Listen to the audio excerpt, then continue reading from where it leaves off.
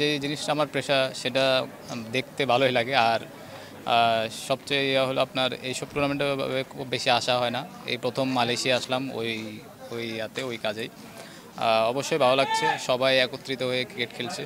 সবচেয়ে বড় যে জিনিসটা হলো আপনার সবাই বাংলাদেশ কমিউনিটি যেটা আছে মালয়েশিয়া যারা ক্রিকেট খেলে সবাই একসাথে হয়ে খেলাটা খেলছে।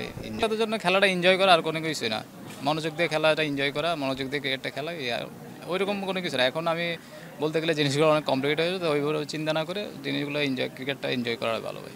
এই যে প্রথম ম্যাচটা দেখলাম 6-এর উপর 6 মারছে, প্রথম 12 মনে হয় 200-250-এর মতো রান করেছে।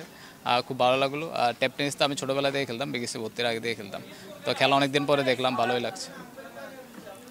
দেখেন প্রবাসীরা হলো সবচেয়ে যে জিনিসটা হলো এটা কিন্তু ওনাদের মানে একটা রিক্রিয়েশনের একটা জায়গা। ওনারা কিন্তু যেটা বলে আমাদের দেশে যে রেমিটেন্স যুদ্ধ যেটা বলে আর কি, ওনাদের রেমিটেন্স ওনাদের ম্যাক্সিমাম টাকা দিয়ে বাংলাদেশের পুরা বাংলাদেশে অনেক কিছুই হয়।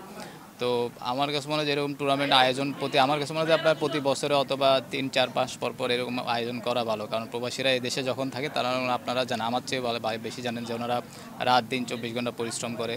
তো এরকম একটা রিক্রিয়েশনের জন্য একটা টুর্নামেন্ট আয়োজন করে সবাই মিলে, তো এটা একটা খুব ভালো উদ্যোগ আমার কাছে মনে হয়। অ্যাটলিস্ট তারা যে এত কষ্ট করার পরে যে একটু মাঠে এসে ক্রিকেট খেলবে, ওই জিনিসটা এনজয় করে, ওটার জন্য খুব ভালো একটা উদ্যোগ। যারা এই জিনিসটা আয়োজন করেছেন তাদেরকে অবশ্যই সাধুবাদ দেওয়া উচিত। যদিও জিনিসটা এই জানে, কিন্তু আমার কাছে মনে হয় তাদের সাধুবাদ দেওয়া উচিত জিনিসটা।